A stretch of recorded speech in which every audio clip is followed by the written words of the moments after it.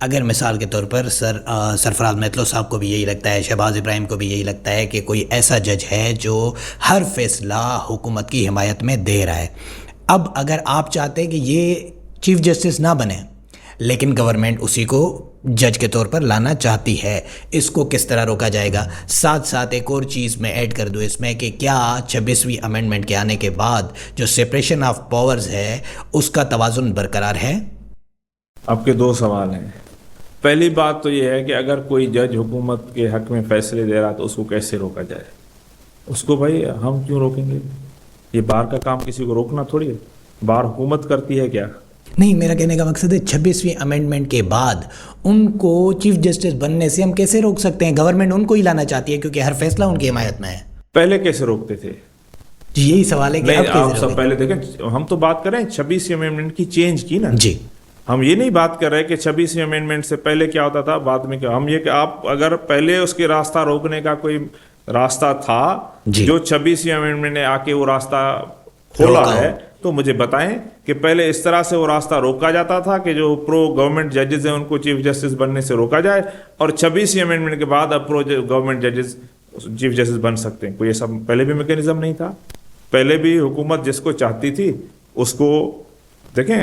یا تو سر اس میں ہم یہ کہہ سکتے ہیں نا کہ پہلے بھی غلط تھا اب بھی غلط میں ہے۔ اس چیز کا میں یہ جسٹیفائی نہیں کر رہا کہ 26ویں امینڈمنٹ سے پہلے جوڈیشری کوئی بہت خراب تھی اور اب کوئی بہت اچھی ہو گئی ہے۔ میں صرف یہ کہہ رہا ہوں کہ 26ویں امینڈمنٹ کو بیس بنا کے آپ جوڈیشل پروگریس یا ریگریشن کا بنیاد نہیں بتا سکتے۔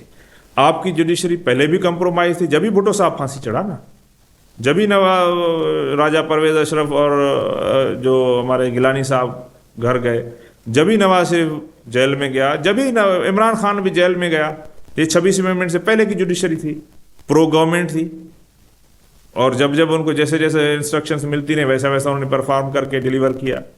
26ویں امینڈمنٹ کے بعد بھی کوئی ڈفرنس نہیں آیا۔ تو اٹس ناٹ اباؤٹ کہ 26ویں امینڈمنٹ کے بعد کوئی خرابی آئی ہے، خرابی ان کے اندر پہلے سے موجود ہے، اور اس کو نکالنے کا بھی طریقہ یہ ہے کہ بجائے کہ آپ جو آپ کا جو بھی آپ کا انجری ہے اس کو سرفیس سے ہیل کریں، اس کے جڑ سے پہلے کینسر تو نکالیں۔ سرفیس آپ 10 مرتبہ اس کے اوپر بینڈیج رکھیں، it will not make any difference. جڑ میں کینسر ہے، اور وہ کینسر ہے اس کے نظام کی ٹرانسپیرنسی۔ جو اگلا سوال آپ نے پوچھا ٹرائیکاٹمی، بیلنس پہلے ہی نہیں تھا۔ آپ ٹرائیکاٹمی کی بات کرتے ہوں گے نا کہ ٹرائیکاٹمی آف پاور ہے، ایک ایگزیکٹو ہے، ایک لیجسلیچر ہے اور ایک جوڈیکیچر ہے، تینوں کا ایک بیلنس ہے۔ بھائی بیلنس نہیں ہے۔ ایگزیکٹو کہاں سے آتا ہے؟ آپ قانون کے طالب علم ہیں، آپ نے آئین پڑھا ہے۔ ایگزیکٹو لیجسلیچر کا نمائندہ ہے۔ اگر آپ میرے نمائندے ہیں اور آپ الگ ووٹ دیتے ہیں، میں الگ ووٹ دیتا ہوں، تو تیسرا تو پہلے ہی مائنورٹی میں ہے۔ تو یہ پارلیمنٹری ڈیموکریسی جتنی بھی دنیا میں ہے، پارلیمانی ڈیموکریسی، اس میں جوڈیشری ہمیشہ محکوم رہتی ہے۔ یہ صرف پاکستان میں، انگلینڈ میں بھی۔ اور جبھی انگلینڈ میں یہ کہاوت ہے کہ if parliament says to kill all blue-eyed boys, they will be done so۔ حالانکہ وہ پارلیمنٹ میڈ ہوگی، لیکن سپریم کورٹ کہتی ہے کہ ہمارے پاس یہ اختیار نہیں ہے کہ ہم پارلیمنٹ کے اس فیصلے کو روکیں۔ اس کی وجہ ہے اس لیے کہ وہاں پہ بھی پارلیمنٹری ڈیموکریسی ہے، اور یہی پارلیمنٹ ہے جو آپ کا آئین بناتی ہے، یہی پارلیمنٹ ہے جو آپ کا ایگزیکٹو اپوائنٹ کرتی ہے۔ تو executive and legislature they are one. تو بیلنس تو پہلے سے ہی نہیں ہے۔ اسی لیے آپ کے پاس ہر حکومت آتے ہی کوئی اسپیشل قوانین اور اسپیشل عدالتیں بناتی ہے کہ ہمیں اس سیگمنٹ کو سپریس کرنا ہے، یا اس کو پہلے ٹیکل کرنا، آپ دوسرا لفظ لے لیں، اس کو ٹیکل کرنا ہے۔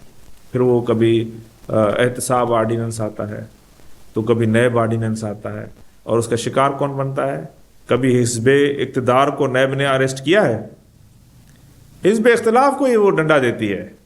وجہ اس کی یہ ہے کہ وہ جو حزب اقتدار ہے، پارلیمنٹ اسی کی ہے۔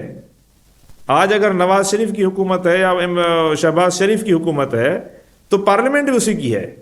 جو چاہے وہ قانون پاس کروا لے، جس دن پارلیمنٹ اس کے ہاتھ سے جائے گی اس دن حکومت بھی اس کے ہاتھ سے جائے گی، because he will not have the simple majority. When he doesn't have simple majority, he cannot remain as a prime minister. He can also not pass any law. تو میرا اگر آپ 2015 میں نے ایک پی ایچ ڈی کا paper پڑھا تھا، اس کے اندر میں نے یہ چیز آئیڈینٹیفائی کی تھی کہ there is no trichotomy of power in Pakistan. It is only a notional trichotomy, actually it's a dichotomy. اور ڈائیکاٹمی میں کیا ہے کہ ایک آرم کے اندر 2 آرم کا پاور ہے اور ایک آرم جو ہے وہ اکیلی ہے. تو اسی وجہ سے آپ کی حکومت ہمیشہ ایسے، اب آپ کو فرض کریں صحافی کی آواز سے پرابلم ہے. سب سے پہلے صحافیوں کے اوپر قدغن ماضی قریب میں عمران خان نے بل پاس کیا تھا نا، رولز بنوائے تھے جو صحافیوں کے اوپر سینسرشپ کے، صحافی اس پہ پروٹیسٹ کر رہے تھے. اس کے بعد اب شہباز شریف صاحب نے وہی کام آگے بڑھایا ہے. تو اٹس ناٹ اباؤٹ کہ عمران خان یا شہباز شریف یا Peoples Party, it's about the constitutional structure that you have. Fundamental flaw آپ کی کانسٹیٹیوشنل اسٹرکچر کے اندر ہے، جس میں پارلیمنٹری ڈیموکریسی ہے، اور وہ جو بھی آپ کے پارلیمان ہوں گے وہی سپریم ہے. آج یہی آئین ہے جو پارلیمان کو کون روک سکتا ہے آپ کی نظر میں؟ سپریم کیا شے ہے؟ اسٹیٹ کا جو سیکروسینٹ سپریم آپ کا اصول ہے یا ایک ڈاکومنٹ ہے، معاہدہ ہے، وہ آئین ہے نا. تو پارلیمنٹ تو اس کو امینڈ کر سکتا ہے نا. اور کس کے کہنے پہ امینڈ کرے گا؟ حکومت کے کہنے پہ امینڈ کرے گا. کبھی اپوزیشن نے آئین امینڈ کروایا ہے آپ کے پاس؟ کبھی اپوزیشن نے کوئی قانون پاس کروایا ہے؟ آپ کی پچھلی 75 77 78 سال کی ہسٹری ہے نا، 47 سے لے کے 2025 کم و بیش 78 سال کی آپ کی تاریخ ہے. 78 سالوں میں کب اپوزیشن نے قوانین پاس کیے ہیں اس ملک میں؟ وہ ووٹ تو کرتا ہی حکومت کو جاتا ہے نا. میں کہنے کی مقصد یہ ہے کہ ہمیشہ حکومت کی مرضی کے قوانین پاس ہوتے ہیں. تو جب حکومت آئین کو تبدیل کر سکتی ہے میجورٹی حاصل کر کے، تو you have no constitutional guarantee left. لہٰذا جیسے ہمارے پرٹیکولر ملک کے لیے جس میں ہیٹروجینس پاپولیشن ہے، اس میں پارلیمنٹ کو ایگزیکٹو سے الگ ہونا چاہیے.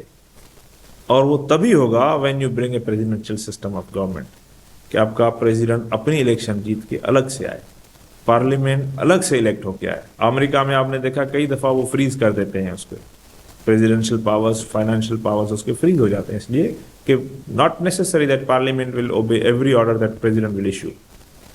کئی دفعہ انہوں نے جو شہریت کے خلاف ٹرمپ کا جو خاص طور پہ پچھلا دور تھا وہ بڑا ٹربیولنٹ تھا، اس لیے کہ وہاں پہ پارلیمنٹ کے اندر ڈیموکریٹس کی میجورٹی تھی اور وہ کوئی لا اس کو پاس کر کے نہیں دیتے تھے.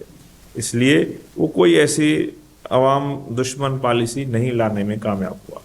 اسی طرح سے اگر ہمارے ملک میں پارلیمان آزاد ہوگا حکومت سے، وہ اپنی الگ الیکشن جیت کے آئے گا، تو چانسز یہ ہیں کہ وہ حکومت کی پالیسی ہر حال میں ٹو نہیں کرے گا.